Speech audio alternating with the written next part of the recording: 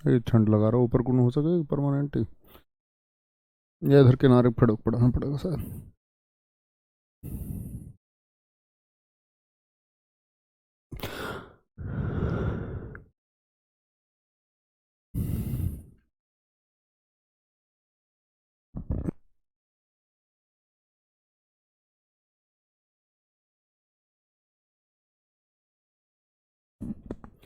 जय हिंद दोस्तों, मैं नवीन शर्मा आपसे का स्वागत करता हूं। आशा करता हूं आप सब एकदम अच्छे हैं, एकदम बेहतरीन हैं। एक बार सारे प्यारे दोस्त बताएंगे आप सब कैसे हैं। उम्मीद करूंगा एकदम बेहतरीन होंगे।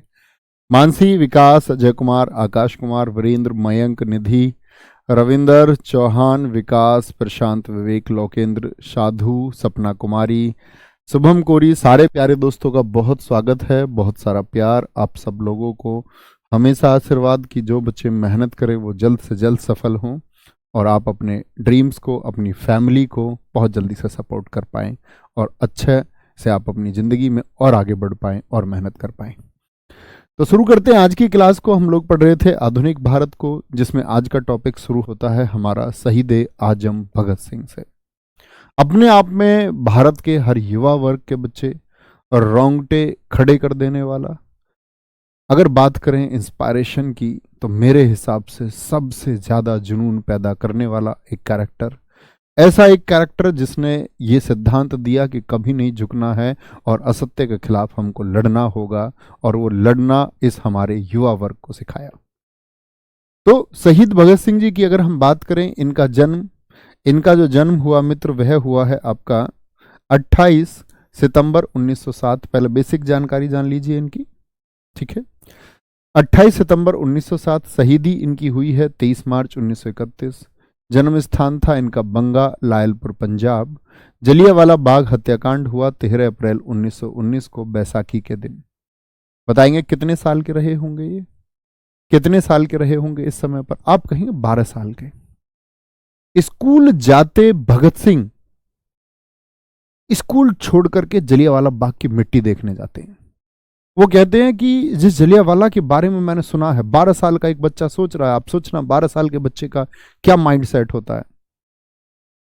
12 साल का एक बच्चा कह रहा है कि मेरे देश की वह भूमि जो मेरे पंजाब में स्थित है, मैं वहां जाके उसको देखना चाहता हूं। और एक सीसी में वह मिट्टी भर के लेके आए और बोले, जब जब भी मुझे लगेगा कि मुझ में उत्साह की कमी है, इस मिट्टी को मैं अपने मस्तक से लगाऊंगा। तो यानी कि आप समझ गए होंगे, बचपन से ही उनके अंदर जो राष्ट्र भक्ति थी, जो देशभक्ति थी, वो कूट कूट के भरी हुई थी। एक बार इनके पिताजी, जो अपने मित्र के साथ टहल रहे थे, हम सभी ने छोटी कक्षाओं में पढ़ा है कि भगत सिंह इस तरह से लकड़ियों को गाड़ रहे थे। तो उन्होंने कहा था, भगत सिंह ये क्या कर रहे हो? उन्होंने कहा था, मैं बंदूकें बो रहा हूं और ये बंदूकें एक दिन आजादी की लड़ाई में काम आएंगी।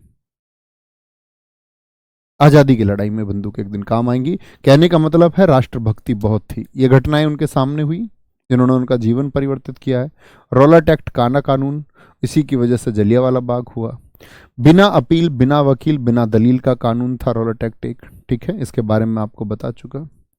पंजाब में 1905 और 1906 में अजीत सिंह, जो चाचा थे इनके, कौन है ये? भगत सिंह जी के चाचा थे। इन्होंने अंग्रेजी सरकार के खिलाफ पगड़ी संभाल ओ जेटा आंदोलन चलाया था। यानी भगत सिंह के जन्म से पहले भी उनके जो परिवारजन थे वो क्रांतिकारी थे। यानी क्रांतिकारी भावना उनके अंदर, मित्र आप समझ सकते हैं, वो जन्म से थी, वो जन्म से थी, ठीक है। तो हुआ क्या दरअसल में, ये तो बेसिक जानकारी हुई, आगे जानेंगे। तो रॉलेट एक्ट हो जाता है। रॉलेट एक्ट हुआ। रॉलेट एक्ट का विरोध कर रहे डॉक्टर सत्यपाल और सैफुद्दीन किचलू को गिरफ्तार कर लिया गया। इनकी गिरफ्तारी के विरोध में जो भीड़ है वो जलियांवाला बाग पहुंची। जलियांवाला बाग जब भीड़ पहुंच गई तो दो अधिकारी थे। एक तो माइकल ओडायर है, जो लेफ्टिनेंट गवर्नर था पूरे पंजाब का। किसका? पूरे पंजाब का। और भीड़ को रोकने के आदेश इसने दे दिए कि जलियांवाला जो भीड़ जा रही है उसको रोक दिया जाए, ठीक है। ये भीड़ के आदेश दिए उसने। ये आदेश उसने किसको दिए? जनरल डायर को। दोनों व्यक्ति अलग हैं, ये माइकल ओडायर है, ये जनरल डायर है। जनरल डायर सैन्य अधिकारी था, एक ब्रिगेडियर जनरल था। ये एक एडमिनिस्ट्रेटिव ऑफिसर था, ये प्रशासन में था। ऐसे समझो, ब्रिगेडियर जनरल मतलब आईपीएस जैसी कैटेगरी और ये आईएएस जैसी कैटेगरी थी। जनरल डायर ने वहां भीड़ पर गोली चलाने के आदेश दिए, लेकिन जनरल डायर को आदेश किसने दिए थे? जनरल डायर को आदेश किसने दिए थे? ये आदेश दिए थे आपका माइकल ओ डायर ने, क्योंकि बड़ा अधिकारी वह है। और यही जनरल डायर जो है, इसकी तो 1924 में मौत हो गई थी, 1924 में। और भारत की इस भूमि से प्रेम करने वाले लोग मुझे बताएं, माइकल ओ डायर की मौत कब हुई थी? तो क्या बोलोगे? 1940 में। किसने? उधम सिंह ने जाके मारा था भैया। उधम सिंह ने लंदन जाके मारा था, लंदन जाके मारा था। किसको? माइकल ओ डायर को लंदन जाके मारा। इनकी बेटी के साथ एडमिशन लिया, उद्देश्य एक ही था, क्या? कि इसको मार के आऊंगा। 20 साल बाद, 1919 की घटना के 20 साल बाद मारा है। ये हमारे बड़े पूजनीय लोग हैं। जलियांवाला बाग हत्याकांड हुआ। अंग्रेजी सरकार के अनुसार लगभग 400 लोगों का डेटा इन्होंने दिया कि वो मारे गए, लेकिन मारने वालों की संख्या 1000 से ज्यादा थी, कि 1000 लोग मारे गए। तो जलियांवाला बाग हत्याकांड की जांच के लिए हंटर आयोग का गठन किया गया। हंटर आयोग, जिसमें कि आपका 8 सदस्य थे। हंटर आयोग में कितने सदस्य रखे गए? 8। जिसमें से पूछा जाता है, दिल्ली पुलिस 2020 में पूछा गया, हंटर आयोग में भारतीय अधिकारियों की संख्या कितनी थी? तो आप कहेंगे 3 भारतीय थे, और तीनों के नाम लिखे हुए हैं, चिम्मनलाल सीतरला, साहबजादा सुल्तान और जगत नारायण। ये 3 लोग थे भारतीय। ठीक है, ये जलियांवाला के बारे में मैंने आपको बताया था। अभी बेसिकली हम पढ़ रहे हैं आपका किसको मित्र? हम पढ़ रहे हैं आपका भगत सिंह जी को। भगत सिंह जी इसी जलियांवाला बाग में गए, ये बात मैंने आपको बताई। इतनी बात समझ में आई आपको? हाँ कहेंगे। आप कहेंगे भैया हम इतनी बात समझे कि जलियांवाला बाग जो था, यानी 12 वर्ष की अवस्था में ये यहाँ गए, तो राष्ट्रभक्ति या बोले उनके जो खून में भक्ति थी देश के प्रति, वह उबाले लेने लग गई। उन्होंने देखा कि मेरा देश अब जो है ये गुलामी की जंजीरों में जकड़ा हुआ है, इन गुलामी की जंजीरों से पार जाना ही होगा। और गुलामी की जंजीरों से पार जाना होगा तो लोगों से इस बारे में चर्चा करने लगे और लोगों को जोड़ने लगे, और एक संगठन बनाया था।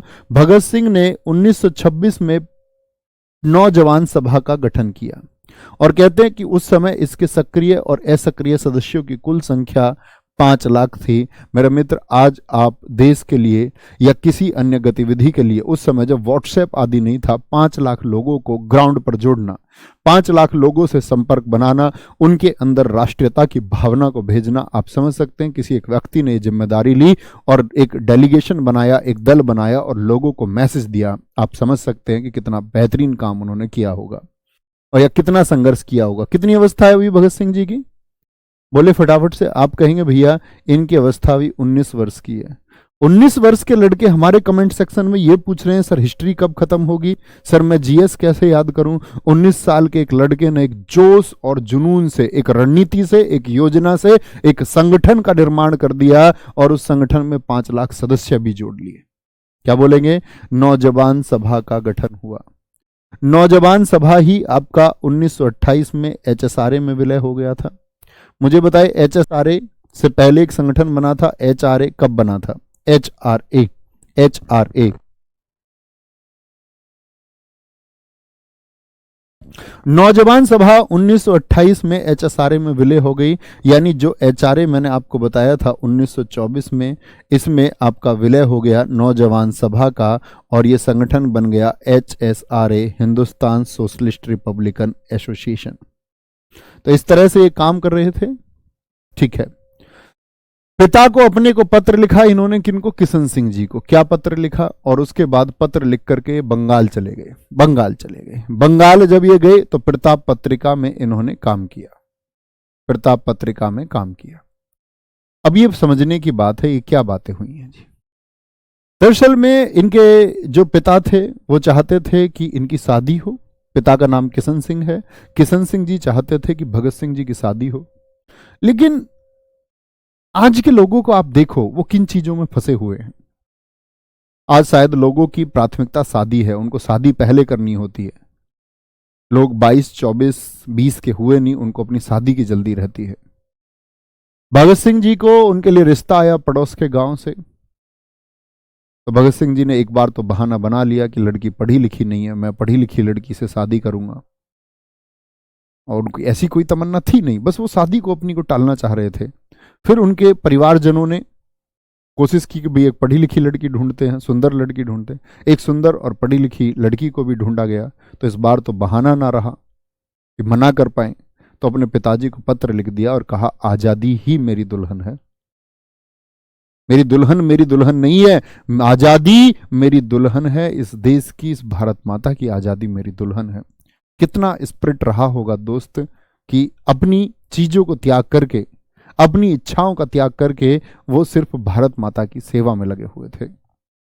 ठीक है, बंगाल गए, प्रताप पत्रिका में जाकर के इन्होंने काम किया। जब काम से इन्होंने देखा, यहाँ आपका कहां पर ये प्रताप पत्रिका छपती थी, बंगाल में।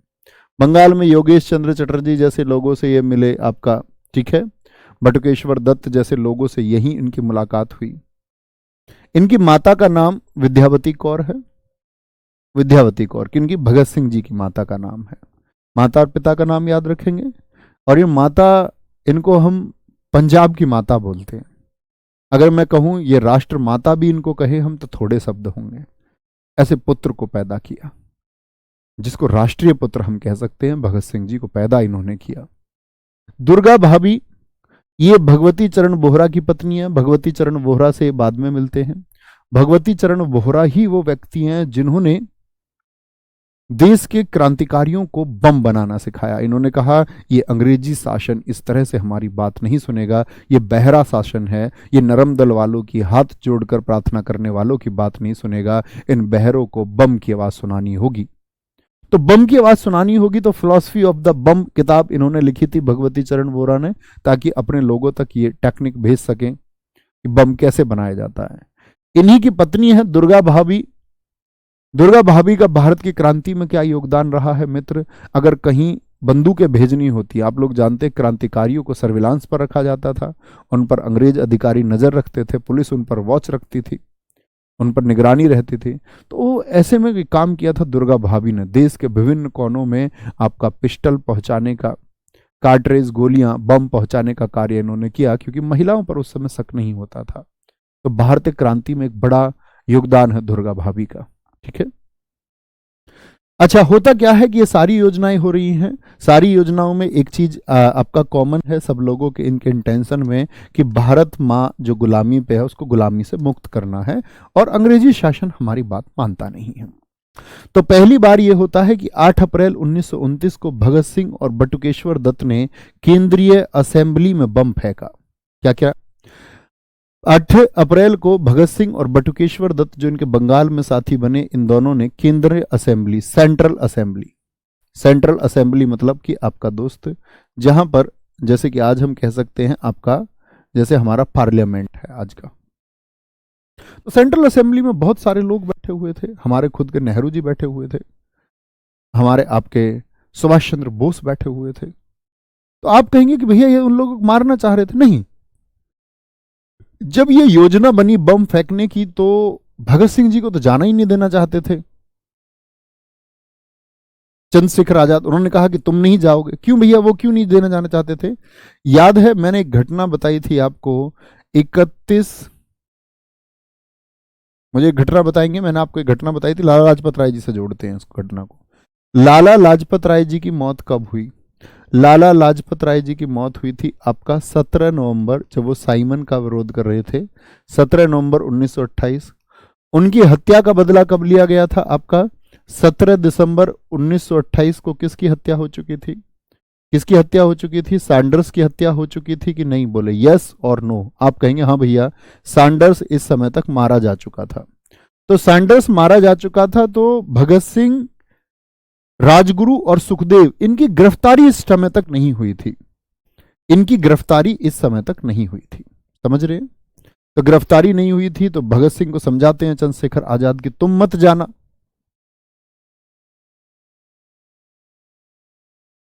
तुम मत जाना, कि तुमको वॉच में रखा जाएगा। इन्होंने कहा नहीं जाऊंगा तो मैं ही, भगत सिंह, जुनून देखना तो। उन्होंने कहा जाना तो मुझे ही होगा पंडित जी, चंद्रशेखर आजाद से कहते हैं। तो वो मानते नहीं है हालांकि पहले, लेकिन बाद में भगत सिंह उनको मना लेते हैं इस एक बात पे, अपनी जिद के लिए बहुत खरे थे इस एक बात में, कि उनको जो जिद थी पॉजिटिव तरीके से वो उसके लिए मना लेते थे लोगों को। वो आए अपने साथियों के साथ में, तो बम ऐसे नहीं फेंका कि लोगों को उनको नुकसान पहुंचाना है। उन्होंने बम खाली जगह पर फेंका। उन्होंने कहा हम तो सिर्फ प्रदर्शन करना चाहते हैं और इस बहरी सरकार को सुनाना चाहते हैं कि ये खाली जगह पे जो बम फेंका है ना, कल को ये भरी जगह पे भी फेंका जा सकता है, अंग्रेज अधिकारियों पर भी फेंका जा सकता है। तो बम फेंका और अंग्रेजी सरकार की किन चीजों का विरोध किया, नारे लगाए यहां पर उन्होंने। दो चीजों का विरोध किया, पर्चे फेंके, पब्लिक सेफ्टी बिल का विरोध हम करते हैं, ट्रेड डिस्प्यूट बिल का विरोध हम करते हैं। इन दोनों बिल, ये दो कानून थे उस समय अंग्रेजों के। एक था पब्लिक सेफ्टी बिल, यानी बिना मुकदमे के हिरासत में ले लेते थे लोगों को बिना कारण के ही, ये पब्लिक सेफ्टी बिल था। उसके विरोध में ट्रेड डिस्प्यूट बिल, जो मजदूरों का ख्याल नहीं रखा जाता था कंपनियों में, तो मजदूरों की हड़ताल करते थे। ये लोग हड़ताल भी नहीं करने देते अंग्रेज, कहते हड़ताल भी मत करो। तो ये दो बिल थे, इनके विरोध में इन्होंने कहा 8 अप्रैल 1929 को बम फेंक दिया। बम फेंका, और बम फेंका किसके लिए, और कहा इन्होंने कि भाई हम इस बहरी सरकार को सुनाना चाहते हैं। मेरे दोस्त, मैं आपसे पूछना चाहूंगा कि यहां इंटेंशन सही है या गलत है, ये बताएंगे। अपनी गिरफ्तारी दी और नारा दिया इंकलाब जिंदाबाद, इंकलाब जिंदाबाद, ठीक है।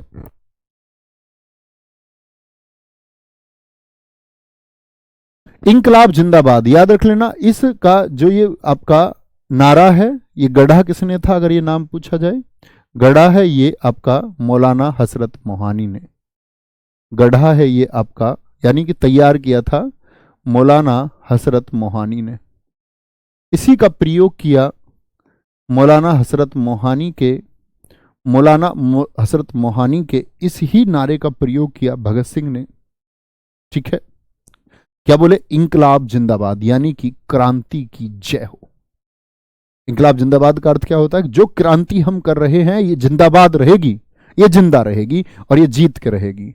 और जो ये साम्राज्यवाद है ये मुर्दाबाद है। अंग्रेजी शासन जो चल रहा है साम्राज्य की नीति पर, उसको हम डिनाई करते हैं। पर्चे फेंके, अपनी गिरफ्तारी दी, यहां से भाग सकते थे आसानी से, लेकिन इन्होंने क्या किया? इन्होंने क्या किया कि अपनी गिरफ्तारी दे दी 23 मार्च 1931 को। अब यहां पर एक बात समझनी होगी दोस्त, भगत सिंह कोर्ट के ट्रायल में पहुंचते हैं और उनका मुकदमा उन्होंने खुद लड़ा स्वयं। उन्होंने कहा कि मैं इस देश को जो दलीलें देना चाहता हूं, इस देश को जो मैसेज देना चाहता हूं, वो मेरा वकील नहीं दे पाएगा, वो मैं दे पाऊंगा सिर्फ। तो मैं अपना पक्ष खुद लड़ना चाहता हूं। जज साहब के सामने मुकदमा शुरू हुआ। मुकदमा शुरू हुआ तो उस तरह से आप जानते हैं कि भगत सिंह जी पर यहां जान से मारने का यानी हत्या के प्रयास का 307 का एक आरोप सिद्ध हुआ। भगत सिंह ने जज साहब से कहा कि जज साहब, जब कभी भी कोई अपराध होता है तो उस अपराध के पीछे हमेशा आपराधिक मंशा देखी जाती है, यानी कि आपका जो उसका क्राइम करने का इंट्यूशन था, या जो उसका आपका बोलते ना कि हर अपराध के पीछे एक उद्देश्य छिपा होता है, वह उद्देश्य देखा जाता है। जज साहब, हमारा उद्देश्य तो देखिए, जज साहब हमारा उद्देश्य तो देखिए, हमारा उद्देश्य क्या है? हमने किसी को हानि नहीं पहुंचाई है और ना ही हमने कोई ऐसी मांग की है जो अनुचित हो। भगत सिंह ने अपने मुकदमे को आगे और तेज धार देते हुए बहुत तेज स्वर में कहा, उस जनरल डायर को जिसने हजारों लोग मार दिए, उसको आपने उपहार दिए हैं, इनाम दिए हैं, उसको आपने अवार्ड दिए हैं, और आपने कहा था कि उसको अवार्ड इसलिए दिए जा रहे हैं, इस ब्रिटिश सरकार ने यह कहा था कि उसको अवार्ड इसलिए दिए जा रहे हैं क्योंकि उसने अपने पद पर रहते हुए अपने पद का यानी अपने कर्तव्यों का पालन किया है। उसकी मंशा नहीं थी कि वह लोगों को मारे, वह तो सरकार का काम कर रहा था। आपने यह कह करके उसको अवार्ड दिए हैं। जनरल डायर को बहुत सारी जगह अवार्डेड किया गया कि उसने भीड़ को कंट्रोल किया और ब्रिटिश सरकार के खिलाफ जो आवाज उठ रही थी उसको उसने कंट्रोल किया है। आपने जज साहब ये नहीं देखा उसकी वजह से हजारों लोग मारे गए, और उन हजारों लोग मारे गए हैं, उसके पीछे उसकी मनसा को नाम दे दिया आपने कि ये मनसा रही है कि वह ब्रिटिश सरकार के अधीन काम कर रहा था। लेकिन जैसा जब यहां हम बम फेंक रहे हैं तो आपको इसके पीछे की आपराधिक मनसा को भी देखना होगा कि हमारी मनसा क्या है।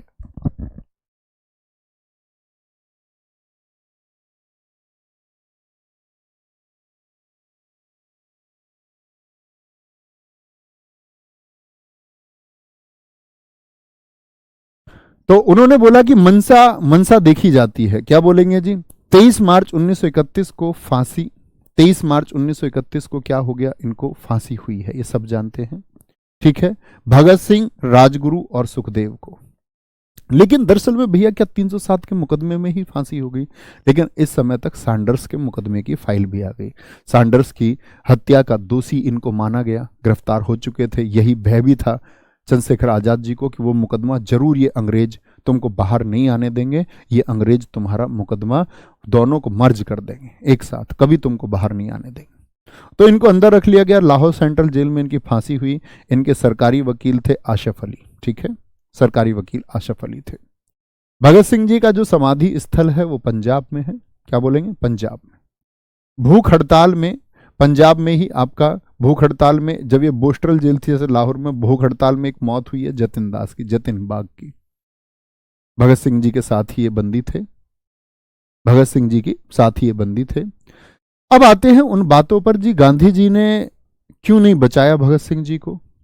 क्या बचा सकते थे या नहीं बचा सकते थे? बहुत गौर से सुनना, बहुत ध्यान से सुनना मित्र, और याद रख लेना इस बात को। देखेंगे ध्यान से,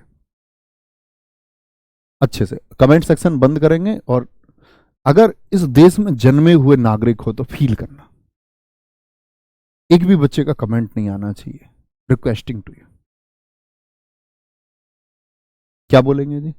4 अक्टूबर 1930 को ट्रिब्यून पत्र में इन्होंने लिखा है, मैं स्वयं चाहता हूं कि मुझे सजा हो। ये कब लिखा इन्होंने? आप जानते हैं बच्चे, पिता का प्रेम क्या होता है एक बच्चे के प्रति? कितनी उम्र है इनकी? 1930 में आप कहेंगे भैया 23 साल उम्र है, कुल 23 साल उम्र है इनके पिता किशन सिंह। जब उनको पता चलता है भगत सिंह जी को अब फांसी की सजा सुना दी गई है, तो किशन सिंह बेचारे एक पिता के दिल से, एक पिता के दिल से पहुंच जाते हैं गवर्नर को चिट्ठी लिखने, और कहते हैं कि जब लाहौर में वह घटना हुई थी, सैंडर्स को जब मारा गया था, भगत सिंह तो लाहौर में थे ही नहीं, उसके लिए मेरे पास गवाह हैं।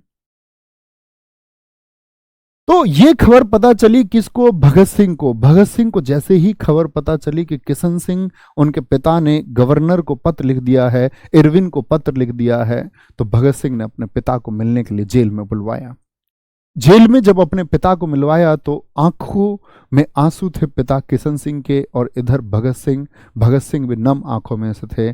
जेल की सलाखों पर अपने पिता के हाथों पर हाथ रखते हुए बोले, पिताजी, मैं उन उच्च आदर्शों में पैदा हुआ व्यक्ति, मेरे चाचा किशन सिंह से कह रहे हैं कि मेरे चाचा अजीत सिंह ने पगड़ी संभालो जट्टा आंदोलन इस देश में, इस राज्य में, जब मैं पैदा भी नहीं हुआ तब चला दिया। इनके एक ताऊ, जो बच्चे अंग्रेजों द्वारा जिला बदल कर दे गए, राज्य से बाहर भेज दिया गया, एक इनके ताऊ की हत्या कर दी गई थी अंग्रेजों के द्वारा। इन्होंने कहा, इस अंग्रेजी शासन और इस अत्याचार के खिलाफ जो मेरे वंशज थे, तुम लोगों के द्वारा मेरे खून में एक क्रांति पैदा हुई।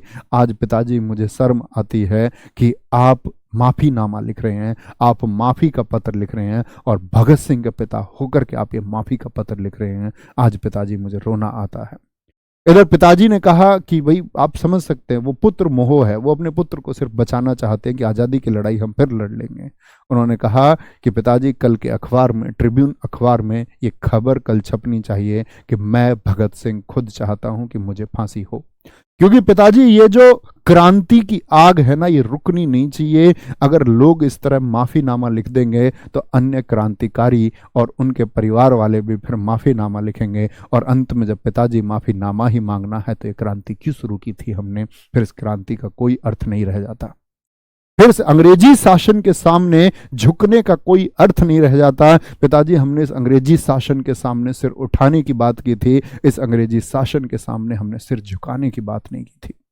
इस अंग्रेजी शासन के सामने हम झुकेंगे नहीं। हमने ये कभी ना सोचा था कि हमको इसके सामने झुक जाना है।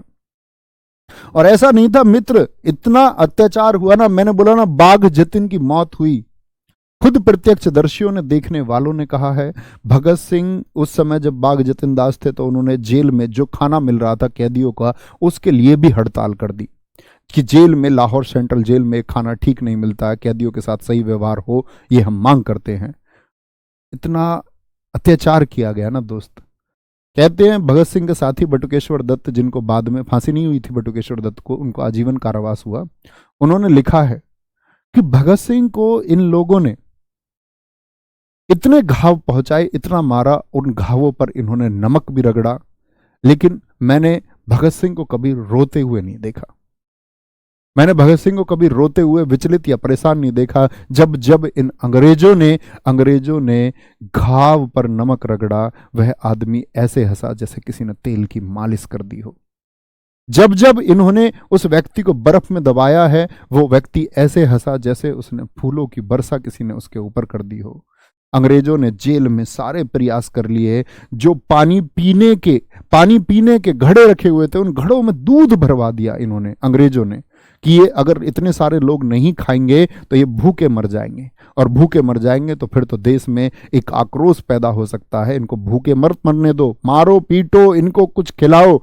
लेकिन इन्होंने दूध से भरे हुए घड़े भी फोड़ दिए और भूखे रह के मरने को तैयार है कि परिवर्तन जब आएगा जब हम भूखे मर के तैयार होंगे, जब हम भूखे मरेंगे।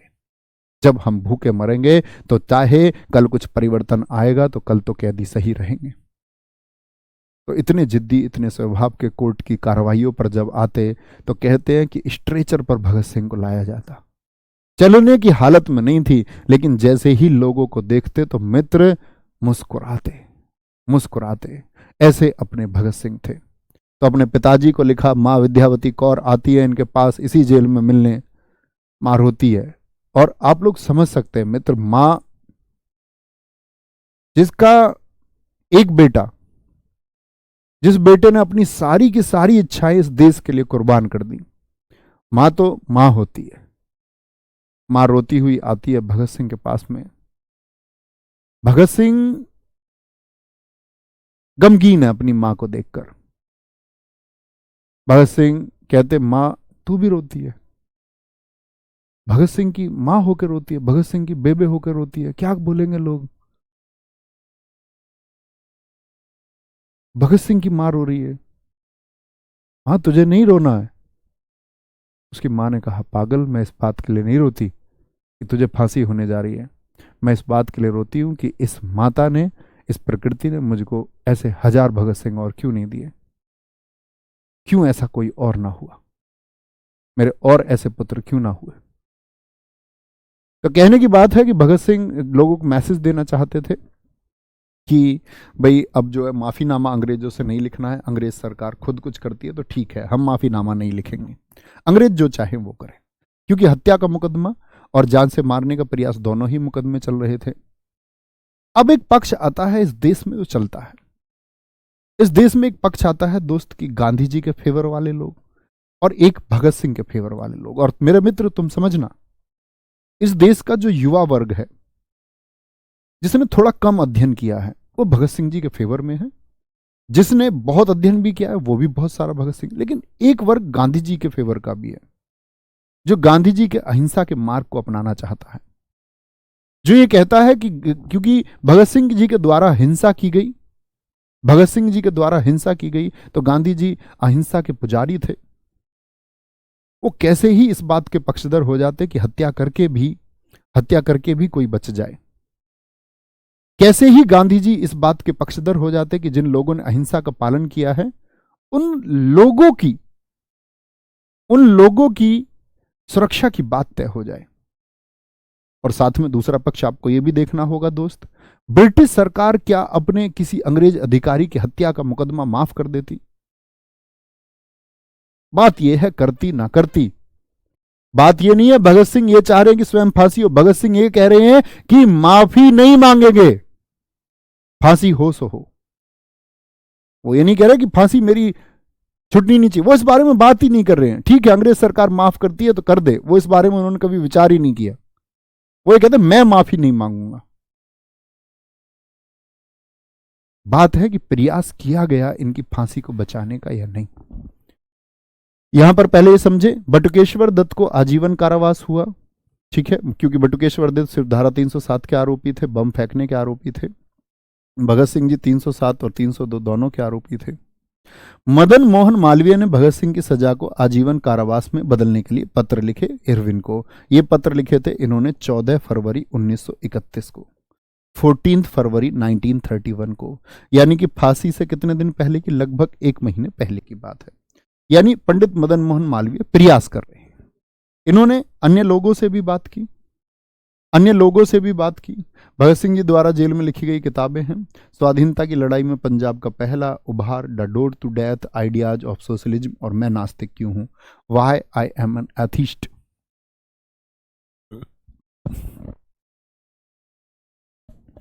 अब आती है बात गांधी जी की। गांधी जी ने क्या किया, क्या बोलेंगे।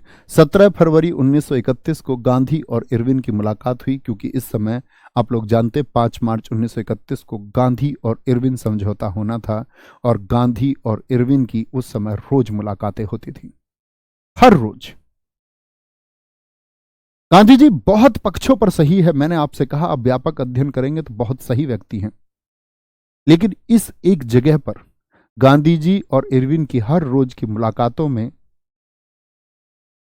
जब बाद में एक अपनी पत्रिका में, यह बाद में आप देखेंगे जब पूछा गया है इरविन से, आप इस बारे में रिसर्च करेंगे तो आप देखेंगे कि जब पूछा गया है इरविन से इस एक बात के लिए कि क्या कभी गांधी जी ने भगत सिंह जी का पक्ष आपके सामने रखा, उन्होंने कहा है हां, एक बार जाते जाते गांधी जी ने कहा था कि भगत सिंह की फांसी की डेट क्या है। तब इन्होंने कहा था 24 मार्च 1931, क्योंकि फांसी की डेट 24 मार्च ही थी। तो कह रहे थे कि उस समय गांधी जी कांग्रेस का जो कराची अधिवेशन था 1931 का, वो 31 मार्च को होना था।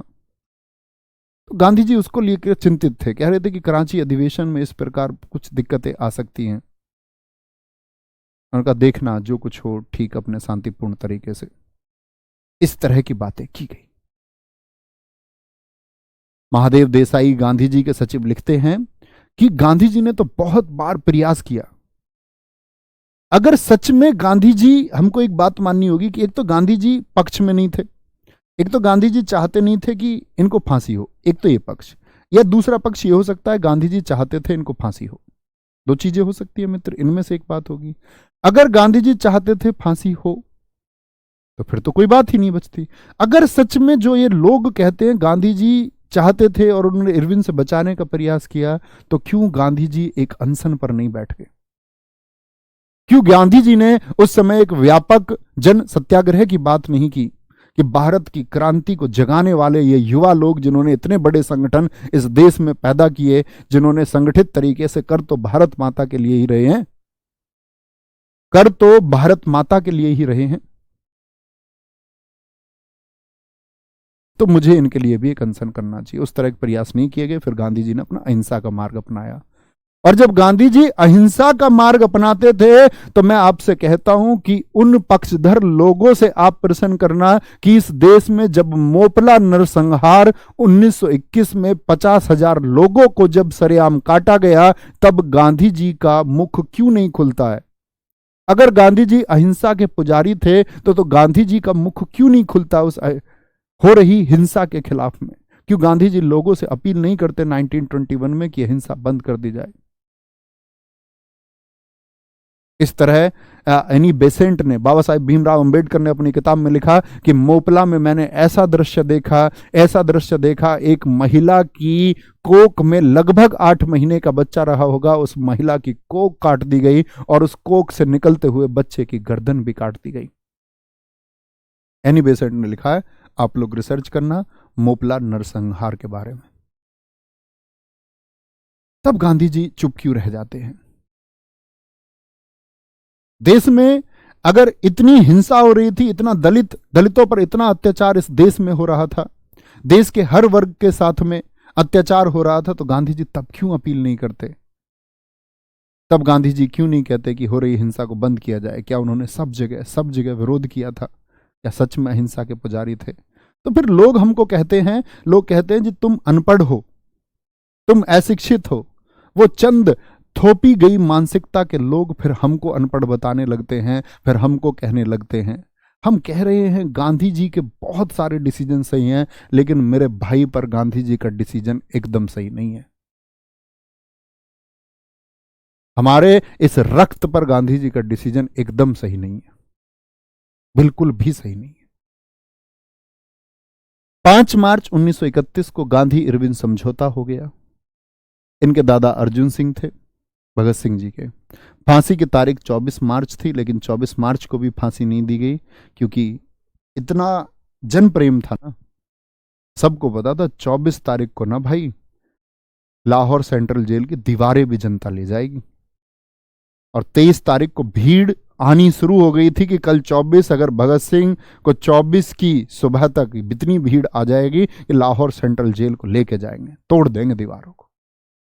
अंग्रेज इस बात को जानते थे। एक दिन पहले फांसी दे दी गई। एक दिन पहले फांसी दे दी गई। चतर सिंह कोठरी नंबर 14 में भगत सिंह को सूचना दी कि आपको फांसी एक दिन पहले यानी आज 31 मार्च को होगी। मुस्कुरा रहे हैं। कैसे व्यक्ति थे? मेरा रंग दे बसंती चोला, माहे रंग दे बसंती चोला। यहां पर इनको सूचना दी जाती है, एक दिन पहले फांसी दे दी गई। भीड़ पहुंच गई थी। हालांकि अंग्रेज गलत तरीके से इनको जला रहे थे, बाकी वहां जाकर के सतलुज नदी के किनारे चुपचाप वहां पर भीड़ पहुंच गई थी। उन्होंने अंग्रेज अधिकारियों को मार के भगा दिया। फिर रीतिपूर्ण तरीके से उनका अंतिम संस्कार किया गया। शिवराम, इन्हीं को इनके साथ फांसी हुई। राजगुरु, इनका जन्म भी 24 अगस्त 1908 को हुआ। इनकी भी उम्र देखो, क्या बोल रहे हो भाई, ये भगत सिंह से भी छोटे हैं। हुसैनपुर में इनका भी दाह संस्कार हुआ गया, क्योंकि अंग्रेज इनको भी गलत तरीके से आनंद फानंद में जलाए। शहीदी इनकी भी 23 मार्च है। इनके पिता हरि नारायण और माता, गर्व है ऐसे माता पिता या ऐसे बच्चों पर जो अपने माता पिता को आज जीवंत कर गए। मैं एक बहुत बड़े अध्यापक का वीडियो देख रहा था इस देश में। उस बहुत बड़े अध्यापक ने कहा कि महात्मा गांधी ने भगत सिंह को नहीं लटकवाया। मैं कहता हूं यार, तुम्हें शर्म आनी चाहिए। तुम इतने महान आदर्श को लटकाने की बात, लटकाने जैसे शब्द का इस्तेमाल आप कर रहे हैं। और देश उनको प्यार देता, अथाह प्यार, पॉपुलर है वो इंडिया में, भारत में। तब मुझे शर्म आती है कि इस देश की युवा पीढ़ी क्यों अध्ययन नहीं करना चाहती, कि वो किसी और के स्टेटमेंट्स पर डिपेंड करती है कि नवीन शर्मा क्या कहता है। मेरी बात को सच मानो ही मत, अपना अध्ययन करो स्वयं का। मैं मूर्ख हो सकता हूं मित्र, लेकिन आपका अध्ययन मूर्ख नहीं हो सकता। माता पार्वतीबाई HSRA में सक्रिय सदस्य थे। इनका छद्म नाम था रघुनाथ। भारत के किस क्रांतिकारी का छद्म नाम रघुनाथ था? सुखदेव जी तीसरे। इनका जन्म हुआ जब आपका 1907 में। ये भी उम्र की किनकी? भगत सिंह जी की उम्र के थे। यार जवान लड़के हैं, जवान लड़के 24 साल के, आपकी उम्र के हैं भाई। आप रो रहे हो, क्या होगा मेरा, मेरी जिंदगी में मेरा क्या होगा। ये कह रहे हैं कि मेरी जिंदगी मेरे देश के नाम है। कोई कुछ करो तो सही, मेरी जिंदगी का क्या करता है, देश के नाम तो हो। शहीदी 23 मार्च 1931 इन्हीं की भी है। इनके पिता रामलाल हैं, माता रली देवी हैं। लाहौर नेशनल कॉलेज में भगत सिंह जी के सहपाठी थे, साथ पढ़ते थे दोनों लोग। HSRA में जो पंजाब समिति थी, हिंदुस्तान सोशलिस्ट, क्या बोलोगे, हिंदुस्तान रिपब्लिकन सोशलिस्ट एसोसिएशन के, HRSA नहीं, HSRA, Hindustan socialist Republican association, Punjab समिति की कमान इनके पास थी। ठीक है, आगे। ऐसे ही क्रांतिकारी हैं चंद्रशेखर आजाद। आप कहेंगे भैया चंद्रशेखर आजाद, आप एक बात बता रहे थे, चंद्रशेखर आजाद ये कह रहे थे भगत सिंह तुम मत जाओ, ये अंग्रेज तुम्हारे साथ ज्यादती करेंगे।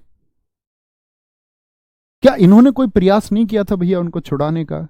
इन्होंने बहुत बार प्लानिंग की। इन्होंने कहा कि हम अटैक करके भगत सिंह को लेके आएंगे, अटैक करके।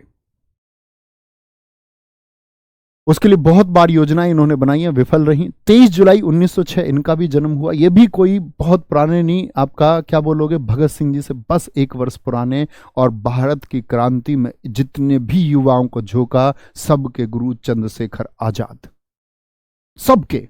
भगत सिंह, राजगुरु, सुखदेव, अशफाक उल्लाह खां, राम प्रसाद बिस्मिल, योगेश चंद्र चटर्जी, सचिन सान्याल आदि सारे लोगों के, बटुकेश्वर दत्त, सबके लीडर कौन? चंद्रशेखर आजाद। एकदम बौद्धिक व्यक्ति, जिसको जो कमांड दे दे, इनके सारे साथियों ने वो कमांड की पूरी की। साथ मिलके शहीदी 27 फरवरी 1931, कुल उम्र आपका 25 वर्ष। आप सोचो, 25 वर्ष का युवा अपने माता पिता का सहयोग नहीं कर पा रहा है, और ये भारत माता का सहयोग कर रहे हैं। 1923 एचआरए का गठन, एचआरए का गठन 1924 में ही एचआरए से जुड़े, एचआरए से जुड़े। कुछ मेरे मित्र कह रहे हैं सर सुखदेव को फांसी कहां दी गई? पूजा प्रजापति। बेटा पहले तो नाम के आगे जी लगाइए।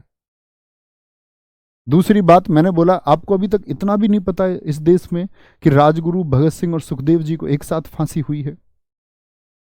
पर बेटा आप गलत देश में आए हो, आपको अमेरिका में होना चाहिए था। आप भी उन मास्टरों के ही पढ़ाए गए बच्चे होंगे। मैंने बताया उनको लाहौर सेंट्रल में हुई, आपको इतना तक नहीं पता इन तीनों को एक साथ फांसी हुई। एचएसआरए 1928 के कमांडर इन चीफ बने। एचएसआरए इन्हीं का चीफ है। आप लोगों को याद होगा कि एचएसआरए का गठन कहां पर हुआ था, बताएंगे जरा?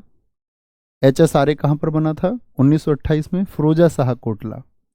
फिरोजा शाह कोटला लगातार बातें ये लोगों से कर रहे थे कि तुम भगत सिंह को बचाओ।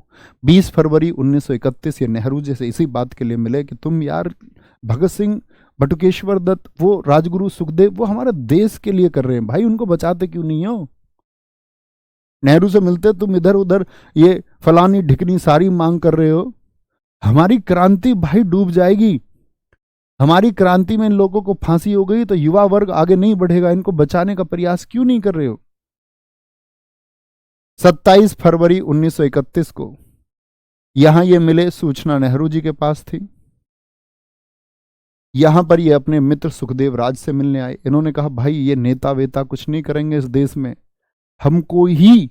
इस टाइम इन्होंने प्रयास किया कि जब भगत सिंह को ये पेशी के लिए लेकर के जाएंगे, इस बार हम खुला आक्रमण करेंगे, गाड़ी अन्य लेकर के जाएंगे और भगत सिंह को हम निकाल के लेकर के आएंगे किसी भी हाल पे। अब तैयारियां शुरू कर दो, अगली पेशी पे भगत सिंह को लेके आना है। वो फाइनल तैयारी के लिए ही यहाँ 27 फरवरी को सुखदेव राज से मिलने आए। एक हिंदुस्तानी व्यक्ति वीरभद्र तिवारी ने, ये भी तिवारी ही थे, चंद्रशेखर आजाद भी, वीरभद्र तिवारी ने मुखबिरी कर दी, यानी इनकी सूचना दे दी। और अल्फ्रेड पार्क जो प्रयागराज में है, जिसका नाम अब आजाद पार्क हो चुका है, अब इसका नाम चंद्रशेखर आजाद जी के सम्मान में इसका नाम अब आजाद पार्क हो चुका है। आजाद पार्क, आजाद पार्क हो चुका है, आजाद पार्क हो चुका है। कोई दिक्कत, कोई परेशानी? आगे कोई भी दिक्कत? इतनी बात समझ गए? मुखबिरी हो गई इनकी। बेटा आपको सोचना होगा, अध्ययन करना होगा। जब तक आप अध्ययन नहीं करोगे तब तक आप अंधे बने रहेंगे। प्लीज कीजिए। आगे आएंगे। सुभाष चंद्र बोस, जन्म है इनका 23 जनवरी 1897, कटक उड़ीसा में। क्या बोलोगे? कटक उड़ीसा में। सुभाष चंद्र बोस जी इस देश की राजनीति को जिस व्यक्ति को लीड करना चाहिए था,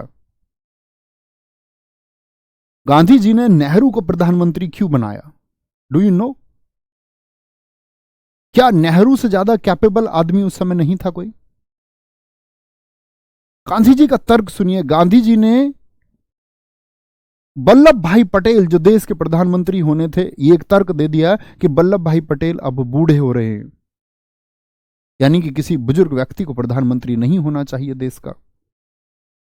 उन्होंने कहा नेहरू युवा हैं और अंग्रेजी भाषा पर अच्छी पकड़ रखते हैं, यानी हमारे देश के प्रधानमंत्री को चुनने के लिए उस समय अंग्रेजी भाषा की एक बाध्यता गांधी जी के द्वारा पुट की गई थी। मित्र आप इस बात पर रिसर्च करना कभी। गांधी जी चाहते थे नेहरू जी प्रधानमंत्री हो, इसीलिए नेहरू जी प्रधानमंत्री देश के हुए। बात हम नेहरू जी की काबिलियत पर प्रश्न चिन्ह नहीं लगा रहे। नेहरू जी देश के एक सफल प्रधानमंत्री रहे हैं, जिस देश के बारे में ये घोषणा की गई थी कि नेहरू, अगर ये घोषणा की गई थी इस देश के बारे में कि ये देश सरवाइव नहीं कर पाएगा अंग्रेज छोड़कर चले जाएंगे तो नेहरू जी ने उस देश को सरवाइव कराया है। उनकी प्लानिंग्स और योजनाएं बहुत बेहतरीन थी। लेकिन मैं कह रहा हूं कि प्लानिंग्स और योजनाएं उनकी स्वयं की नहीं, बहुत सारे लोगों की थी। तो नेहरू जी के अलावा कोई और लीड नहीं कर सकता था। देश के प्रधानमंत्री होना, देश के पहले प्रधानमंत्री होना डिजर्व करते थे Subhash Chandra Bose. Too much intellectual, too much technical अगर कोई पर्सन इस देश में हुआ तो सबसे ज्यादा सुभाष चंद्र बोस। क्या बोलेंगे? क्रांतिकारियों की बात मैं कर रहा हूं। सुभाष चंद्र बोस के पिता जानकीनाथ, माता प्रभावती, इनके पिताजी हमेशा चाहते थे आईसीएस परीक्षा पास करें। 1920 में आईसीएस की परीक्षा पास की और ऐसे पास नहीं की, 4th रैंक इनकी आई। इस देश के सभी अब तक के जितने एस्पायरेंट्स थे उन सभी एस्पायरेंट्स में सबसे ऊंची रैंक किसी की नहीं आई। परीक्षा बहुत लोगों ने पास की।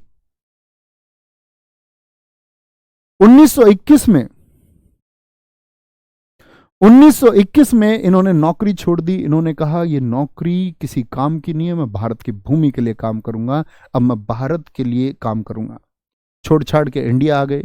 1928 में डोमिनियन स्टेटस की मांग की कि अंग्रेज सरकारों ने जहां जहां जिन जिन देशों में राज कर रखा है, चाहे ऑस्ट्रेलिया हो चाहे आयरलैंड हो, ऐसे ही अधिकार हम भारतीयों को भी मिलने चाहिए ताकि हम भी अपने नियम बना सके, अंग्रेजी सरकार के अधीन ही नहीं रहेंगे हम।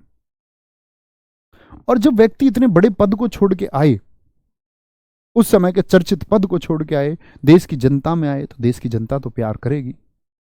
और मित्र, मैंने बताया था एक टाइम सुभाष चंद्र बोस की ये पॉपुलैरिटी हुई, इतनी लोकप्रियता हुई कि लोग गांधी जी की जगह सुभाष चंद्र बोस जी की नीतियों को सही मानने लग गए।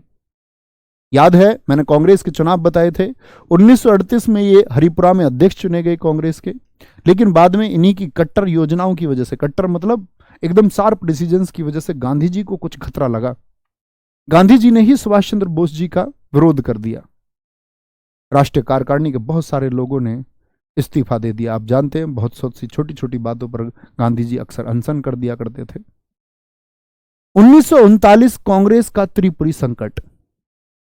यह कांग्रेस का त्रिपुरी संकट है कि जब सुभाष चंद्र बोस जी को, मैंने आपको बताया था कि यहां पर आपका त्रिपुरी संकट में क्या हुआ था, गांधी जी का फेवरेट कौन था? पट्टाभी सीता रमैया। कितनी वोट मिली थी बताओ जरा?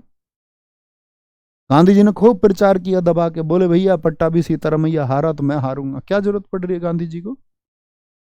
पट्टाभी सीतारमैया देश की राजनीति में अब से पहले कोई विशेष योगदान नहीं था और गांधी जी उसको कांग्रेस का अध्यक्ष बनाने पर तुले हुए हैं।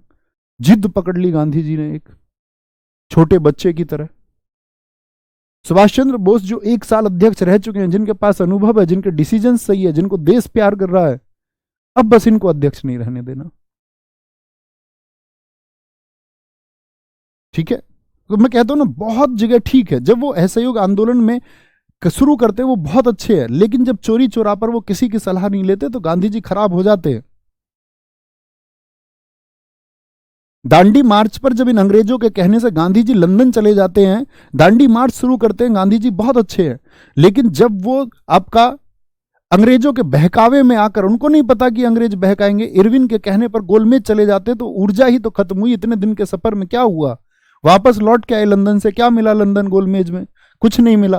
वापस आके कहते फिर सविनय अवज्ञा शुरू करो। आपके अपने आदर्श होने चाहिए, आपको किसी के बहकावे में थोड़ी आना है। तो गांधी जी जब आंदोलन को शुरू करते हैं तब ठीक है, लेकिन बहुत सी जगहों पर, यहां पर क्या कर रहे हैं? अब बहुत सारे लोग आपको बहकाने का प्रयास करेंगे कि सुभाष चंद्र बोस जी क्या देश को डुबाना चाहते थे जो गांधी जी इनके खिलाफ हैं?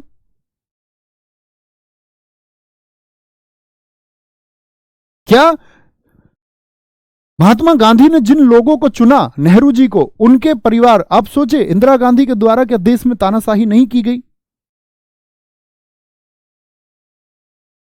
क्या तब इंदिरा गांधी जी के समय पर गर्मजोशी का शासन नहीं किया? क्या गांधी जी ने ऐसा बीज बो दिया था कि नरम ही लोग शासन करेंगे?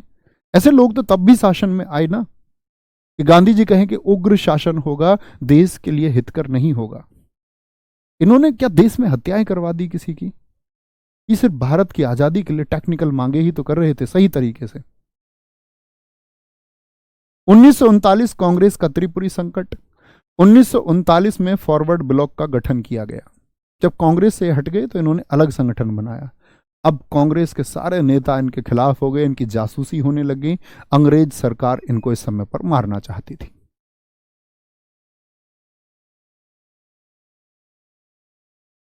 मारना चाहती थी, ठीक है। 1941 में जर्मनी में फ्री इंडिया सेंटर इन्होंने चलाया, फ्री इंडिया सेंटर चलाया है। 1941 में इंडिया लीग की स्थापना इन्होंने की। ये सारे सेंटर्स भारत की आजादी के लिए सेंटर बना रहे हैं। जर्मनी से मिल रहे हैं, जापान से मिल रहे हैं, क्योंकि सेकेंड वर्ल्ड वॉर इस टाइम चल रहा था, 1939 से 45। सेकेंड वर्ल्ड वॉर के दौरान जापान के लोगों से जाकर मिलते हैं कि भारत की आजादी के लिए अब सेकेंड वर्ल्ड वॉर जो चल रहा है, क्योंकि इनका उद्देश्य था सेकेंड वर्ल्ड वॉर में बस कैसे ही ब्रिटेन कमजोर हो, ब्रिटेन कमजोर होगा तो भारत पर आधिपत्य बना नहीं रख पाएगा, फिर भारत को आजाद करना होगा। मुख्य टारगेट ये था। और भारत की आजादी में सबसे बड़ा योगदान उन 6.5 लाख शहीदों में, अगर मैं कहूं 6.5 लाख शहीदों में एक बहुत बड़ा योगदान है तो सुभाष चंद्र बोस जी का भी है। और देश की आजादी के पीछे उन 6.5 लाख लोगों की जान गई है बच्चे। इस देश में 6.5 लाख शहीद हुए हैं, एक एक का कण मौजूद है हमारी आजादी में। कौन कहता है कि अगर ये लोग नहीं होते तब भी हम आजाद होते? मित्र, आप पता नहीं कितने और वर्षों तक गुलामी करते। किसी ने रिटर्न में दे दिया आपको क्या कि हम आजाद हो जाते, ये नहीं होते? कौन कहता है कि तुम आजाद हो जाते? इन लोगों ने पॉलिसी बनाई है, दबाव बनाया है। अंग्रेजों ने तो तुम्हारे देश को हमेशा बांटा, हिंदू में, मुसलमान में, भौगोलिक रूप से, राजनीतिक रूप से, हर तरीके से अंग्रेजों ने बांटा।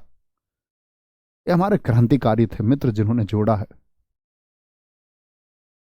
First world war 1941, Indian league की स्थापना की। और फिर तुम पूछना उनसे जाके, उन पक्षधर लोगों से जो भारत के विभाजन की बात करते हैं।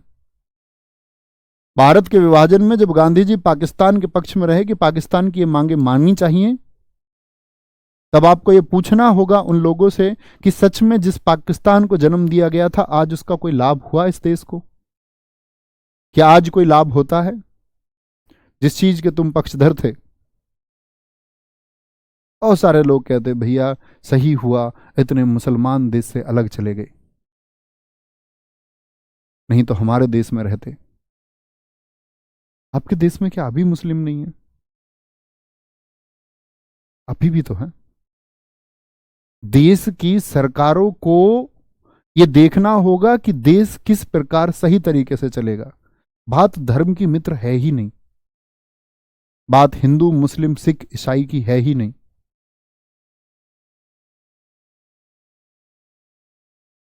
आप सोच के देखिए, क्या ऐसे मुस्लिम देश नहीं हैं जहां पर बहुत अच्छा शासन हो, जहां पर कठोर रूप से शासन हो? अरब का शासन आप देखिए, सऊदी अरब, नहीं है अपराध। ये तो सरकारों पर निर्भर करता है वो किस प्रकार से नियंत्रण करती हैं। बात धर्म की कभी है ही नहीं, वह चीज आपके दिमाग में मित्र बोई गई है।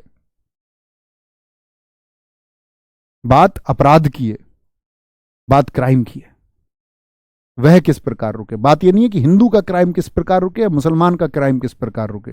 बात यह है कि अपराध पर लगाम कैसे लगे। बात यह नहीं होनी चाहिए कि हिंदू मुसलमानों पर क्राइम कैसे ना कर पाए या मुसलमान हिंदुओं पर क्राइम कैसे ना कर पाए, यह विषय ही नहीं है। बात है कि देश शांति प्रिय कैसे चले। और फिर अगर देश के टुकड़े कर भी दिए, मान लिया चलो उन लोगों के पक्ष में हमने सोच लिया कि मुसलमानों को इस देश से भेज देना चाहिए जो इस बात के पक्षधर थे, क्या बाहर भेजने के बाद में सॉल्यूशन हो गया? आज की स्थिति में मित्र आप सोचो, क्या सच में जो हिस्सा किया गया क्या सॉल्यूशन हुआ? आप कहीं नहीं भैया, कुछ भी नहीं, वही स्थिति है, सेम स्थिति। तो फिर क्या ही लाभ हुआ? जो विभाजन के समय 5 लाख हत्याएं हुई हैं, उनका दोषी कौन है? सीमा पर और देश के विभिन्न विभिन्न हिस्सों में उस समय की लगभग 11 लाख हत्याओं का दोषी कौन है? कुल मिलाकर के इन 16 लाख लोगों की हत्या का दोषी कौन है? तो ये हम चाहते थे कि विभाजन इसलिए हो कि वर्ष द वर्ष हत्याएं होती रहे।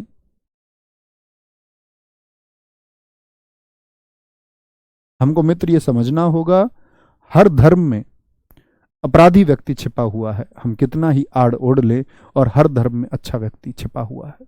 ये हमको आज नहीं तो कल मानना ही होगा। शायद अभी हमारी अवस्था कम हो, लेकिन हम एक बात एक दिन स्वीकार करनी होगी हमको, क्योंकि आप लोगों को ये बात माननी होगी मित्र, मंदिर और मस्जिद सिर्फ वोटों की एक राजनीति है, सिर्फ वोटों की एक राजनीति। जितना जल्दी आप उसको समझ जाएंगे उतना बेहतर है। ईश्वर जिसने इस संसार को रचा है, आप क्या उसे इतना तुच्छ समझते हैं कि वो आपकी चुनिंदा जहां आप चाहेंगे वो वहां पर आकर के निवास करेगा?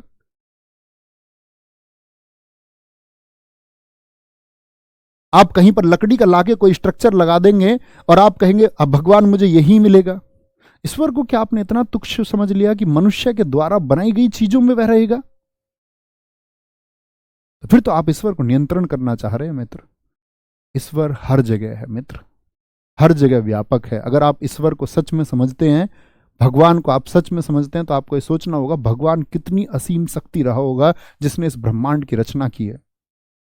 अगर आप मानते, नहीं मानते तो बात ही अलग है। अगर मानते हैं तो मैं ये कहता हूं फिर आपको किसी धर्म का ओढ़ लेने की या धर्म की आड़ लेने की आवश्यकता नहीं है। फिर आप हर जगह ईश्वर को देखेंगे, हर एक जगह। फिर आपको आवश्यकता ही नहीं होगी मित्र कहीं कुछ और देखने की, कहीं कुछ जाने की, किसी को कम या ज्यादा समझने की। फिर आप हर जगह ईश्वर को पाएंगे। आप महसूस कर पाएंगे उस एनर्जी को कि हाँ वो है। क्योंकि जो नास्तिक है, जो वेदों में नहीं मानता, वो नास्तिक। जो ईश्वर का एग्जिस्टेंस ही नहीं मानता, उसका कोई सॉल्यूशन नहीं है। क्योंकि हम लोग तो स्वार्थी लोग हैं बच्चे। कल को हमारे पिताजी की मौत हो जाए, हम कहेंगे मैं छोटा था, मेरे पिताजी मर गए, मैं तो भगवान को नहीं मानता। मेरी चीजें मेरे अनुरूप नहीं हो रही हैं, यानी मेरा स्वार्थ पूरा नहीं होना हो रहा है, और ये चीजें होनी चाहिए थी और ये चीजें मेरे पास नहीं है, इसीलिए भगवान नहीं है, इसीलिए ईश्वर नहीं है। अक्सर हम ये कहते हैं। मेरे साथ कोई दुर्घटना हो जाती है या मेरे साथ कुछ ऐसा घटित हो जाता है, हम कहते हैं मैं ईश्वर को नहीं मानता। ये तो कोई बात ना हुई मित्र कि आप अपने अभाव की वजह से ईश्वर को नकारते हैं। आपको सोचना होगा वह संपूर्ण सत्ता है। बात मित्र धर्म की नहीं है। मैं कहता हूं आपको किसी धर्म का सहारा लेने की ही जरूरत नहीं है। आपको सिर्फ यह देखना है कि आपके कर्म कैसे हैं, क्योंकि धर्म हमको सत्य सिखाता है। धर्म हमको मार्ग दिखाता है कि ये सत्य है और ये सत्य है, मैं इसके लिए अपनी गर्दन कटवा सकता हूं। सत्य के लिए मैं अपनी गर्दन कटवा जाऊंगा। असत्य की तो बात ही नहीं है। और आप सोचें, अगर धार्मिक स्थान बेहतर होते, जिन लोगों की आस्था है उनको मैं सैल्यूट करता हूं, ठीक है। अगर आप सोचे धार्मिक स्थान, सबसे ज्यादा बवाल ही धार्मिक स्थानों का है मित्र। सबसे ज्यादा झगड़े और लड़ाइयों का कारण क्या है? आप कहेंगे भैया धार्मिक स्थान है। आज किसने कराया ये झगड़ा? पॉलिटिकल पार्टीज ने। क्यों कराया? अपने आप को सरकार में बनाने के लिए। आप क्या कर रहे थे उसमें? हम मूर्ख थे, हम जान ही ना पाए कि हम झगड़ क्यों रहे हैं। बात धार्मिक स्थान की नहीं है। क्या धार्मिक स्थान पर जाने वाले व्यक्ति पाप नहीं करते? मैं आपको कितने ही लोग ऐसे दिखा दूं जो बहुत बड़े पुजारी बनते हैं, जिनके अंदर पाप छिपा हुआ है। तो धार्मिक स्थान का धर्म से कोई लेना देना ना रहा मित्र। पहले आप धर्म का मार्ग अपनाइए। धर्म का मार्ग है आपके सत्य का मार्ग। सच क्या है, पहले आप उस पर तटस्थ हो जाइए। अंधे ना बनिए, अंधे होकर के फैसले ना लीजिए। मुसलमानों को काट दो सारों को, लोगों को ये एजुकेशन दे रहे हैं, हमारे हिंदू युवा वर्ग को। ये नीति हो सकती है क्या? ये सच में मार्ग हो सकता है क्या? आपके भाई, हिंदू भाई जो अरब देशों में और मुस्लिम देशों में व्यापार बन रहे हैं, वहां पर एक प्रावधान आए और किस दिन बोले कि अरब में जितने भी हिंदू हैं उनको काट दिया जाए। भाई कैसा महसूस करेंगे आप? और मार काट और कट्टरता की इस लड़ाई में तो हिंदू कमजोर ही रहे होंगे, क्योंकि चंद मुसलमानों ने इस देश में तलवार के दम पर अभियान किए हैं। क्या कट्टरता एक मार्ग हो सकता है? आपको विचारना होगा। आप कहेंगे भैया नहीं, कट्टरता मार्ग है ही नहीं, बात है धर्म की। हम सबको सत्य का मार्ग अपनाना ही होगा, आज नहीं तो कल अपनाना होगा। शायद जिसका अपना खोए वो जाने, तब वह अपनाए। तो कहने का मतलब है दोस्त, आप एनालिसिस अपने दम पर करो, स्वयं के। ये नहीं कि किसी नेता ने आकर भाषण दे दिया आपको और आप उस नेता का पक्ष रखने लग गए। आपको वास्तविक चीजें समझनी होंगी, क्या सच में ये जरूरत है देश की? वो विचार आपको करना होगा। तो क्या बोलेंगे, ये सोच रहे हैं उस समय देश के बारे में। जापान हिंदुतोजो से मिले, जापान ने कब्जा किया सिंगापुर पर, क्योंकि जापान जर्मनी ये एक साथ है। नेताजी हिटलर ने कहा है सुभाष चंद्र बोस को, वो हिटलर जो इस दुनिया में किसी को नहीं समझता कुछ भी, क्योंकि हिटलर का अपना एक राइज है। आप हिटलर के बारे में पढ़ोगे, वो फर्स्ट वर्ल्ड वॉर में एक सैनिक है और उसने अपने दम पर कहा कि मैं जर्मनी को द्वितीय विश्व युद्ध के कैपेबल बनाऊंगा। वो सैनिक जो 20 साल में उस सेना का चांसलर बन गया, 20 भी छोड़िए, 1933 में चांसलर बन गया था, यानी 15 वर्षों में एक सैनिक से पूरे देश का प्रमुख, मात्र 15 वर्ष में। इतने तेजस्वी और इतने ओजस्वी भाषण होते थे, इतनी सटीकता होती थी हिटलर के भाषणों में। वो हिटलर जो दुनिया में सबको अपने सामने तुच्छ समझता, उसने नेताजी को नेताजी कहा है। ये नेताजी की आप लोगों को समझना होगा कि उनकी पर्सनैलिटी, उनका व्यक्तित्व क्या रहा होगा। वो व्यक्ति जो दुनिया को कुछ ना समझे और नेताजी को सैल्यूट करता है, कहता है कि मैं दुनिया भर के बहुत प्रमुख लोगों से मिला, लेकिन नेताजी जैसा विशेष व्यक्ति नहीं मिला।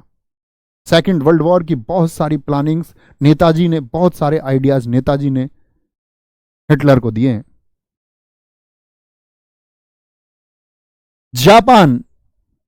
जापान ने कब्जा किया किस पर? सिंगापुर पर, क्योंकि जापान और ये एक साथ है जर्मनी, भारत के सैनिकों की मदद से, क्योंकि आजाद हिंद फौज इस समय बन चुकी थी। सेकेंड वर्ल्ड वॉर 1929 से 45, मित्र राष्ट्र एलायंस, ठीक है, और आपका धुरी राष्ट्र axis powers, Germany, Japan, Italy, चीन, कोरिया, ये एक तरफ थे सारे। मित्र राष्ट्रों में आपका दुनिया के अमीर देश, वो एक तरफ थे। तो इसी समय पर आजाद हिंद फौज बनाई गई, कैप्टन मोहन सिंह, रास बिहारी घोष, निरंजन सिंह के द्वारा। 4 जुलाई 1943 को सुभाष चंद्र बोस जी को इसकी कमांड मिली है। और आजाद हिंद फौज किससे लड़ रही थी? ब्रिटेन से। जिस ब्रिटेन का हम पर राज है, वो बस उसको कमजोर कर देना चाहते थे, वो बस उसको कमजोर करना चाहते थे। 5 जुलाई 1943 सिंगापुर से दिल्ली चलो का नारा दिया गया, सिंगापुर का नारा दिया गया।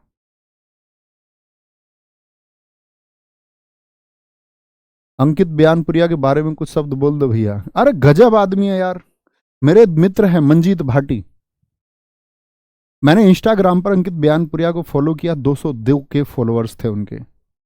75 हार्ड के बारे में वो जानकारी दे रहे थे, मैं उस टाइम एक्सरसाइज कर रहा था। मैंने अपने मित्र 2-3 लोगों से और कहा, और मुझे इंट्यूशन हुआ, मैंने एक बात कही कि ये इस देश में छाएंगे, बहुत शानदार छाएंगे इस देश में। देखते ही देखते उनकी प्रसिद्धि पूरे देश में फैली। स्वच्छता कार्यक्रम मोदी जी के साथ किया, क्योंकि उन्होंने देश को वो बच्चे नंगापन नहीं दिखाया। और हम लोगों को आगे प्रोसीड ही करना चाहिए ऐसे लोगों को। जिन लोगों को लगता है ना प्रसिद्धि नंगापन करके आती है, उन लोगों के मुंह पर तमाचा मारा है। अंकित बयानपुरिया ने उन लोगों के मुंह पर तमाचा मारा है, उनको सिखाया है कि ये प्रसिद्धि का कारण नंगापन ही नहीं हो सकता। प्रसिद्धि आपको अपनी मेहनत से और लोगों को आप सही दिशा और सही गाइडेंस दिखाएं तब भी मिलती है। अगर इस देश में हम लोग या सरकारें इस पक्ष में काम करें कि जो लोगों को सही दिशा दिखा रहे हैं उन लोगों को बहुत प्रोत्साहित किया जाए, और जो लोग देश में गलत चीजें कर रहे हैं उनको दंडित किया जाए, तो देश का जो ये समाज है ये अपने आप ही सही रूप से विकसित होगा। क्योंकि फिर लोगों को पता होगा कि प्रसिद्धि सही काम से मिलेगी, नग्नता और नीचता से प्रसिद्धि नहीं मिलेगी। तब वह लोग इस तरह के काम करने बंद करेंगे। लेकिन देश में अक्सर अच्छे कामों को कम और जो अभद्रता है, जो अश्लीलता है, उसको ज्यादा पेश किया जाता है। आपको ये बात समझनी होगी मित्र। लेकिन अक्सर होता भी क्या, जो लोग सही ट्रैक पे चलते कल वही ट्रैक भटक जाते हैं। जैसे मैं देख रहा था, उनका एक गाना आ रहा है, किन लोगों के साथ आ रहा है। मैं नहीं मानता कि इस तरह की चीजें हों। उनको अपना ट्रैक छोड़ना ही नहीं चाहिए। जिससे लोग मोटिवेट हो रहे हैं उसी एक ट्रैक पे चलिए। आप बहुत शानदार कर रहे हैं, देश आपके ऊपर गर्व करता है। लेकिन कल कोई भी ऐसी हरकत हुई कि आप ऐसे लोगों के साथ एक्टिव हुए, तो फिर हमको बहुत दुख होगा। क्योंकि जो व्यक्ति सम्मान पा लेता है, उस व्यक्ति को हम हमेशा सम्मानजनक दृष्टि से देखना चाहते हैं और सम्मानपूर्ण जगह पर देखना चाहते हैं। और वह व्यक्ति कभी उस तरह की चीजों में शामिल हुआ जिसको इस देश की संस्कृति पसंद नहीं करती, तब दुख भी होगा। आगे तो 4 जुलाई 1943 को सुभाष चंद्र बोस जी को कमांड मिली। 5 जुलाई 1943 को सिंगापुर से दिल्ली। ठीक है। अक्टूबर 1943 अस्थायी सरकार की घोषणा। एक अस्थायी सरकार की घोषणा की गई, जिसको उस समय के 13 देशों ने मान्यता दी कि हम ब्रिटिश सरकार के अधीन नहीं है, हमारी अपनी सरकार है। मुख्यालय इसका बनाया गया रंगून में, 2 मुख्यालय थे इसके। आजाद हिंद फौज में ब्रिगेड थी महिलाओं की, लक्ष्मीबाई, महिलाओं को ट्रेंड किया गया। Mahatma Gandhi brigade, Abul Kalam brigade, Nehru brigade. Nehru brigade, Mahatma Gandhi brigade, Abul Kalam brigade, Nehru brigade, Lakshmibai, महिलाओं को कमांड करने के लिए। 1924 में नारा दिया, तुम मुझे खून दो मैं तुम्हें आजादी दूंगा। तुम मुझे खून दो मैं तुम्हें आजादी दूंगा। लाल किला मुकदमा चला। प्रेम सिंह सहगल, शाहनवाज खान और गुरबख्श सिंह।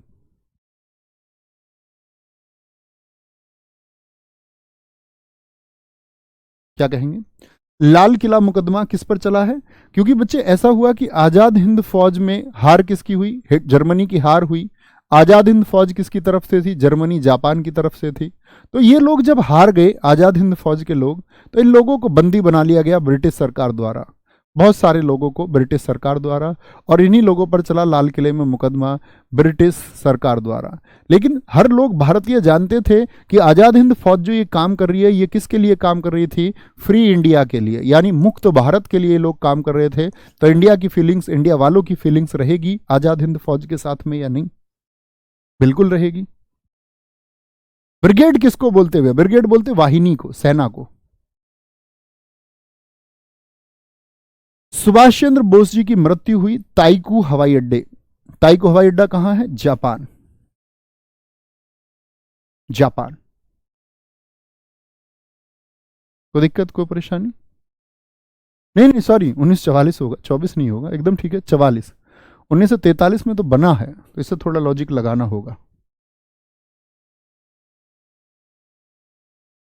हाँ, 1944 है। मनीत एकदम ठीक लिख रहे हैं आप। भैया पैसा चीज ही ऐसी है, अच्छे अच्छों को बदल देता है। नहीं, कुछ नहीं बदलता। गलत बात है, बेकार की बात है। अक्सर लोगों ने कहा है कि धन बेकार है, पैसा बेकार चीज है। आपके पास है कितना? लोगों ने कहा ये 10-20 गाड़ियां कोई आदमी रखता है, ये बेकार है। तुम्हें कैसे पता? सिर्फ सुन के मान लिया? हाँ, तुम्हारे पास 10-20 गाड़ी, पानी का जहाज, आइलैंड, और तुम्हारे पास ये सब कुछ होता और तुम कहते। महात्मा बुद्ध जब कहते हैं कि ये सब मोहमाया है, तो लोग एक्सेप्ट क्यों करते हैं? क्योंकि वो जान चुके हैं कि महात्मा बुद्ध के पास ये सब कुछ है और वह उसको त्याग करके आ रहे हैं। तो मित्र, तब तक कुछ मत कहिए जब तक आप सच में किसी चीज के बारे में नहीं जानते, या किसी और ने वो बात आपसे कह रखी, आप उसको इसीलिए कहते नहीं। मैं इसीलिए कह रहा हूं, आप अपना विश्लेषण कीजिए। स्वयं का विश्लेषण, किसी और की कही बातों को मेरे पास तक ना पहुंचाइए। सुभाष चंद्र बोस की मृत्यु ताई के हवाई अड्डे पर जापान में हुई। कब? 18 अगस्त 1945। इसके बाद से सुभाष चंद्र बोस जी का कुछ पता नहीं है, अंतिम बार यहीं देखे गए। बहुत सारे लोग कहते हैं हमारे देश में गुमनामी बाबा यही थे, उनके लेख उनसे मिलते हैं। सब बेकार की बातें हैं, कहीं कुछ नहीं है। न्यूज चैनल्स अपनी टीआरपी बढ़ाने को, यूट्यूब चैनल्स पे बहुत सारे लोग इस तरह की खबरें बना के, मैं बना सकता हूं आज ही रात 10 न्यूज वायरल, जो वायरल हो जाएंगी। लोगों को मजा आता है फर्जी बातें करने में, कुछ भी बात कर रहे हैं, जो मुंह में आ रहा है वो बात कर रहे हैं, क्योंकि उन्हें पता है ना देश में 135 करोड़ लोग हैं, ठाली बहुत सारे हैं जो हर चीज को ही देख लेते हैं। कुछ भी आएगा हर चीज को ही देख लेंगे कुछ छोड़ेंगे ही नहीं कि कुछ छोड़ दें। तो सुभाष चंद्र बोस जी यहाँ अंतिम बार देखे गए, तवाई को हवाई अड्डे में ये प्लेन क्रैश हुआ इनका। इसके बाद ये कभी नहीं देखे गए। सुभाष चंद्र बोस जी की यहाँ पर मृत्यु हुई। कल मित्र हम यहाँ पर पढ़ना शुरू करेंगे आपका बंगाल के बाद में सिखों के बारे में, सिख धर्म के बारे में हम यहाँ पर पढ़ना शुरू करेंगे। ठीक है, कल हम लोगों को पढ़ना है सिख धर्म। सिख धर्म के साथ साथ में और कौन कौन से टॉपिक है मैं देख लेता हूँ एक बार। सिख धर्म हम लोग पढ़ेंगे, 10 गुरुओं के बारे में पढ़ेंगे, राजा रणजीत सिंह के बारे में पढ़ेंगे। हाँ, विजयनगर साम्राज्य हमारा बचा हुआ था अभी, है ना, और दक्षिण के राजवंश तमिल साहित्य बचा हुआ है, और कन्नौज के लिए त्रिपक्षीय संघर्ष। यानी कल और परसों में, परसों तक हमारा इतिहास खत्म हो जाएगा। ठीक है मित्र, चलो ओके, मिलते हैं कल की कक्षा में। उम्मीद करूंगा क्लास आपको अच्छी लगी होगी।